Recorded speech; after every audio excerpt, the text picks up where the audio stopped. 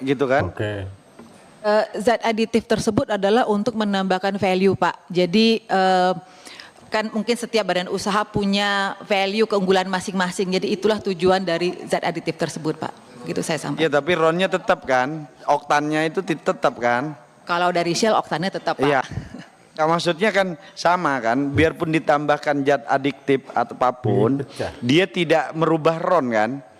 Kalau dari proses kami tidak akan merubah RON. Itu kalau dari Shell, Pak. Terima kasih. Mungkin interupsi, mungkin yang dimaksud saya lanjutkan pimpinan, Bu. Maksud pimpinan ini bukan yang punya produk Ibu. Menurut pengetahuan Ibu, mungkin nggak RON 90 dengan peralatan tertentu, dengan fasilitas tertentu bisa berubah ditambah apa menjadi 92? Itu pertanyaannya.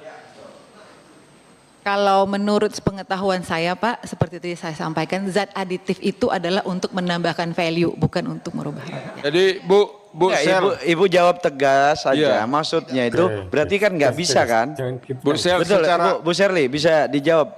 Bisa atau Bu Ingrid? Kalau dari Shell tidak bisa, Pak. Saya mungkin tidak bisa berbicara untuk badan usaha lain.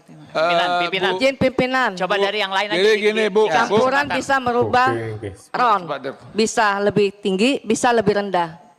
Campuran adiktif yang digunakan itu bisa merubah RON. Bisa lebih rendah, bisa lebih tinggi. Pimpinan. Pertanyaan sama, di rolling aja satu-satu yang jawab. Gitu. Sebentar ya.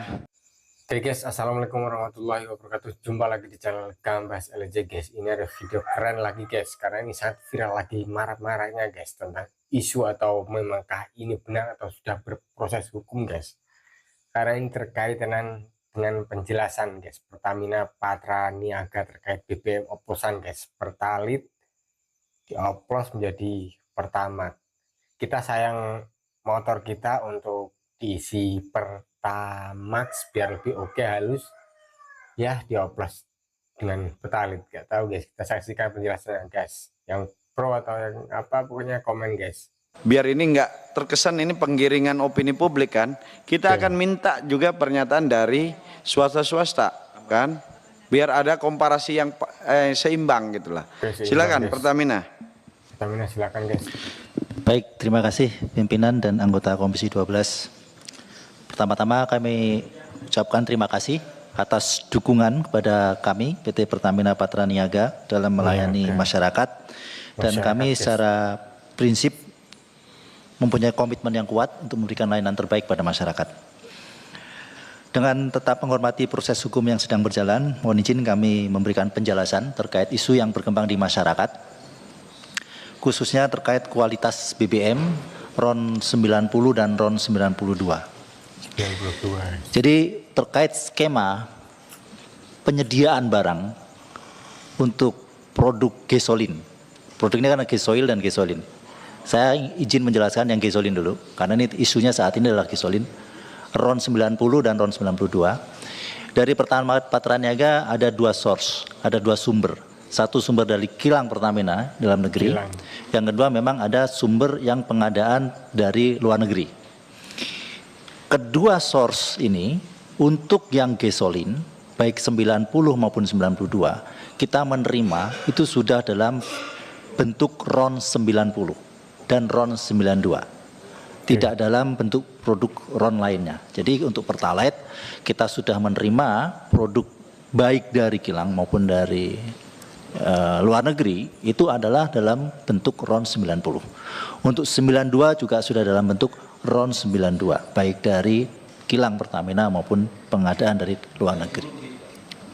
Kecuali Pertalite ada sedikit perbedaan, karena dulu Pertalite ini sebelumnya kan kita punya premium ya, RON 88. Tapi saat ini sudah tidak ada. Perbedaannya adalah mungkin dengan badan usaha yang lain, mohon izin. Setiap produk ini mempunyai formula yang menjadi keunggulan masing-masing merek. Baik itu Pertamax, mungkin juga badan usaha yang lain mempunyai produk unggulan yang ditaruh di produknya. sedikit interupsi Pak Ketua. Jadi tadi RON 92 ada yang diimpor langsung dalam bentuk produk, ada yang diolah di kilang Pertamina Pak ya? Sumbernya kita itu dari dua Pak. Iya. Demikian. Berarti yang dalam negeri dari kilang Pertamina kan? Iya. Nah itu tolong dijelaskan supaya publik lebih detail. Ya, baik yang dari luar negeri maupun yang dari dalam negeri itu kita sudah menerima dalam bentuk RON-nya sudah 92. Yang membedakan adalah meskipun sudah dalam RON 90 maupun RON 92 itu sifatnya masih base fuel. Artinya belum ada aditif. Yang kita terima di Pertamina Patraniaga ya. Jadi Pertamina Patraniaga itu mengelola dari terminal sampai ke SPBU. Sementara yang terminal ke belakang itu untuk kapalnya dari Pertamina International Shipping dan untuk kilang dari Pertamina Kilang Internasional Pertamina. Nah, untuk yang di Patraniaga kita menerima di terminal itu sudah dalam bentuk RON 90 dan RON 92, tidak ada proses perubahan RON. Tetapi yang ada untuk Pertamax kita tambahkan aditif. Jadi di situ ada proses penambahan aditif dan proses penambahan warna. Proses inilah yang memberikan keunggulan dan pembedaan dengan produk yang lain. Proses ini adalah proses injeksi blending. Proses blending ini adalah proses yang common dalam produksi minyak yang merupakan bahan cair. Karena minyak ini bahan cair. Jadi memang pasti akan ada proses blending. Ketika kita menambahkan proses blending ini tujuannya adalah untuk meningkatkan value daripada produk tersebut. Jadi base fuel RON 92 ditambahkan aditif agar ada benefitnya, penambahan benefit untuk performansi daripada produk-produk ini. Sehingga pada saat kita menerima, itu pun kita baik dari dalam negeri maupun luar negeri kita mempunyai lab, hasil uji lab. Before loading sama after loading dan before discharge. Sebelum kita bongkar. Setelah kita terima di terminal, itu pun di terminal juga melakukan rutin pengujian kualitas produk di terminal-terminal Pertamina. Nah, itu pun kita terus jaga sampai dengan ke SPBU. Sehingga izin kami menyampaikan, kami berkomitmen dan kami selalu berusaha memastikan bahwa yang dijual di SPBU untuk RON 92 adalah sesuai dengan RON 92. Yang RON 90 adalah sesuai dengan RON 90. Pertamina juga saat ini, mohon izin, kami sangat masif untuk melakukan sidak Q&Q, quality dan quantity. Mungkin Bapak Ibu juga sudah sering mendengar berita, kami berkolaborasi dengan Kementerian Perdagangan, kami berkolaborasi terakhir dengan Bareskrim juga menemukan indikasi-indikasi kecurangan di lapangan. Sehingga sangat tidak mungkin kami sendiri membuat skema-skema yang merugikan masyarakat. Interupsi tolong klarifikasi. Jadi yang mencampur aditif dan warna itu yang melakukan Pertamina Patraniaga ya, bukan refinery ya? Bukan. Pertamina Patraniaga. Betul. Oh, makasih. Selanjutnya terkait spesifikasi. Spesifikasi setiap produk BBM yang dipasarkan di Indonesia ini diatur oleh Dirjen Migas. Baik itu RON 90, RON 92, RON 95 maupun RON 98. Jadi kita mengikuti spesifikasi daripada pemerintah. Yang perlu kami sampaikan di sini juga bahwa value chain sistem pengawasannya gimana juga dijelasin. Pengawasan terhadap kualitas itu di mana Pak Eka? Oke, baik. Kalau dari internal Pertamina, internal proses. Internal, dari eksternal. Kalau internal, masa kita meriksa diri kita sendiri, kira-kira gitulah. Biar masyarakat percaya, jangan ke ini, apakah lemigas atau apa itu yang harus dijelasin. Baik, terima kasih. Di dalam pelayanan kepada masyarakat, untuk kualitas itu sebetulnya ada uji sampling yang dilakukan oleh Kementerian SDM dalam hal ini Lemigas. Dan kami juga memberikan data-data. Kami sering mendapat informasi ataupun request uji sampling di beberapa SPBU seluruh Indonesia. Dan itu rutin dilakukan dan kami memberikan kesempatan seluas-luasnya kepada Lemigas ini untuk melakukan uji kualitas atas produk-produk yang kita pasarkan. Demikian. Dan uji itu diambil di awal ya, di awal. Pimpinan. Ya. Jadi yang saya mau tahu, pengawasan itu sampai sejauh mana pada saat pada saat setelah dicampur dengan adiktif atau pada saat RON 92 itu, RON 92 masuk yang impor dicampur adiktif, itu ada pengawasannya nggak? Dan berapa persen adiktif dicampur di situ? Setiap tahapan itu ada pengawasannya. Jadi pada saat terima impor, sebelum loading, pada saat sebelum loading pun ada pengawasan uji lab, sebelum dibongkar itu juga ada pengawasan. Ada standarisasinya campuran adiktif secara internasional? Ada formulasinya. Ada regulasi, berapa persen? Itu rumusnya 0,33 ml per liter. 0,33 ml. Aditif itu ada produknya atau memang cuma satu produknya? Produknya untuk aditif cuma satu yang kita pakai. Apa namanya? Kita mempunyai produk untuk Pertamax ini aditifnya sebenarnya dari Afton. Itu di dunia cuma satu atau memang ada beberapa ada produk? Ada banyak. Dan kita melakukan lelang untuk aditif. Itu melakukan lelang dan muncul satu itu produk. Jenisnya. Iya. Yang saya tanyakan jenisnya itu namanya cuma satu di dunia atau memang ada jenis-jenis yang lain? Di dunia ada beberapa. Ada beberapa. Itu apa namanya yang di sini di Indonesia, Pak? Aditif apa gitu. Jadi ini yang Bapak sebutkan adalah harusnya gini, RON 92 yang masuk ke Indonesia dari impor dicampur aditif dengan merek apa gitu. Kita untuk RON 92 produk Pertamax, aditif yang kita pakai adalah merek Afton. Afton. Ya. Jadi kalau ibarat ini analogi mudahnya ini aja lah. Jadi kayak ini, RON itu sudah pasti ya sama kan. Tinggal kan produk setiap badan usaha ini memoles lah kan. Kayak contoh misalnya lah kayak kita lah beli Coca-Cola ada yang ada toppingnya, ada bubble-nya, kira-kira gitu kan.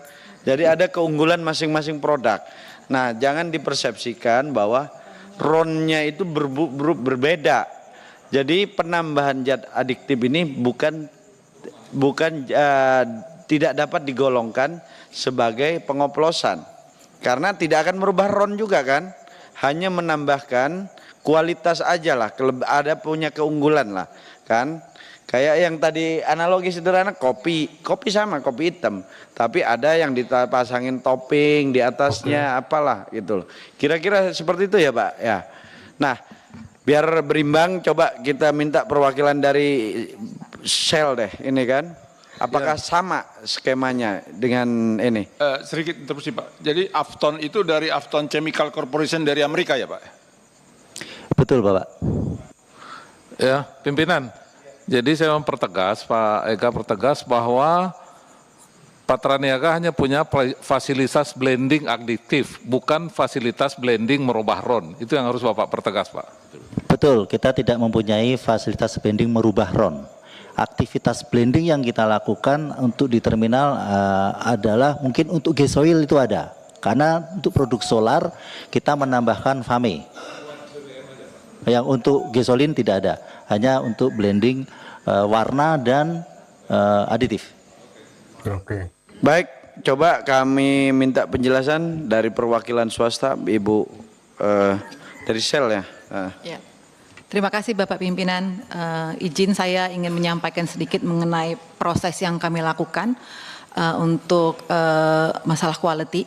Jadi pertama saya ingin menyampaikan bahwa kami di Shell selalu berkomitmen untuk menjaga kualitas dan standar BBM yang kami pasarkan ke masyarakat Indonesia. Itu selalu kami jaga komitmennya Bapak Pimpinan dan Bapak dan Ibu anggota. Nah memang saat ini seluruh BBM kami memang impor, termasuk juga 92 yang kami bawa dari Singapura ya Bapak Ibu. Jadi dalam prosesnya kami sebelum dilakukan tes QC sebelum produk loading di Singapura. Jadi itu kita melakukan quality of certification sebelum produk tersebut loading, termasuk juga pada saat produk discharge. Jadi pada saat produk sudah sampai di Indonesia juga kita lakukan quality of certification atau test. Nah di terminal juga kami selalu melakukan QC. Jadi kami juga termasuk karena kalau kita lihat di terminal kami Bapak Ibu di Vopak itu bukan hanya produk Shell tapi juga ada produk badan usaha lain, sehingga kami harus memastikan bahwa produk yang kami bawa itu memang secara speknya, secara standarnya sudah sesuai. Itu selalu dipastikan pada saat produk sampai di terminal.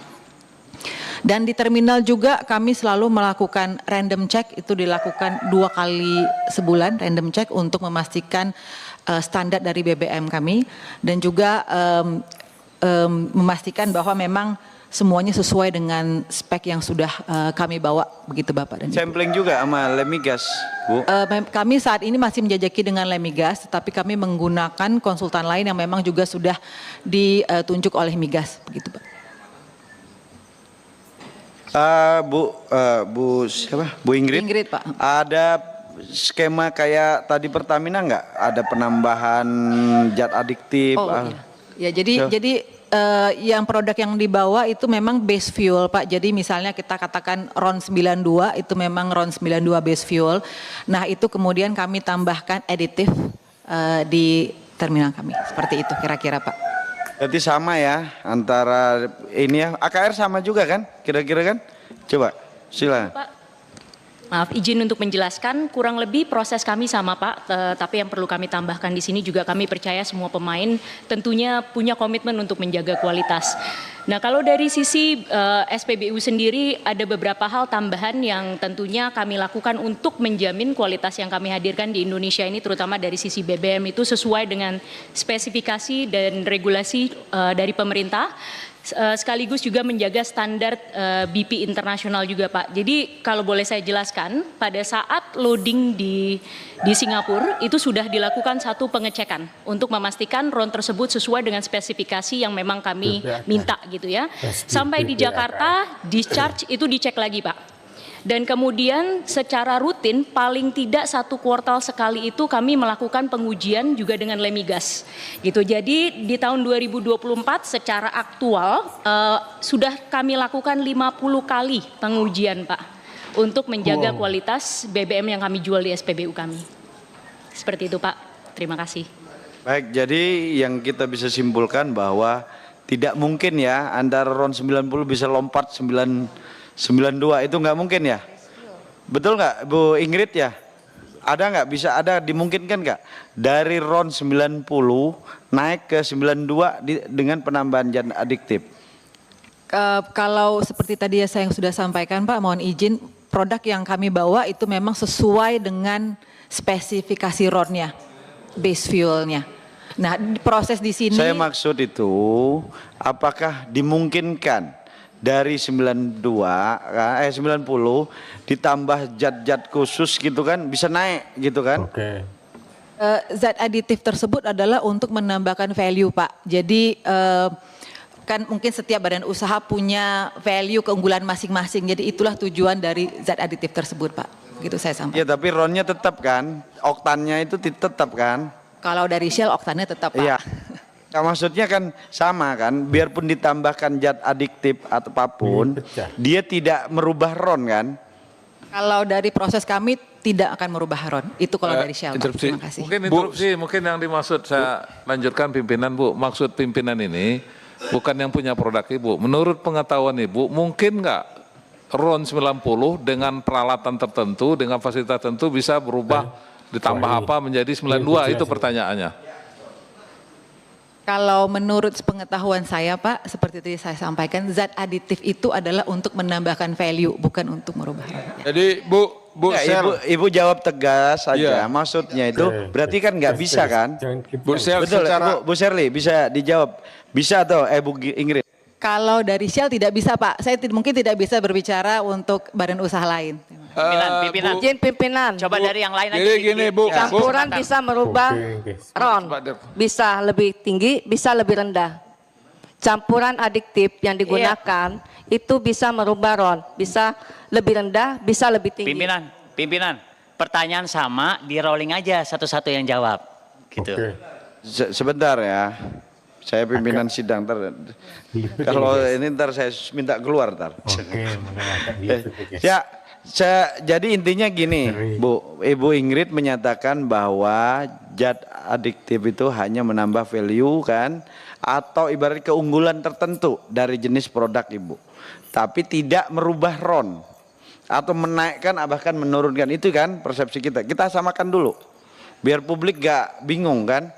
Berarti penambahan zat adiktif kepada satu jenis BBM tertentu, misalnya RON 90, itu kan kandungan oktan kan RON ini kan. Nah, itu tidak merubah kan, dia cuma punya keunggulan. Makanya tadi pakai analogi sederhana. Misalnya ini kopi sama, kopinya Shell, kopinya AKR, kopinya Pertamina. Cuma kelebihannya punya Shell mungkin ditambahin es krim apa kan, satunya ditambahin vanila, kira-kira gitulah. Kan itu kan, tapi intinya sama, tetap kopi. Tidak merubah dia menjadi cappuccino. Kan?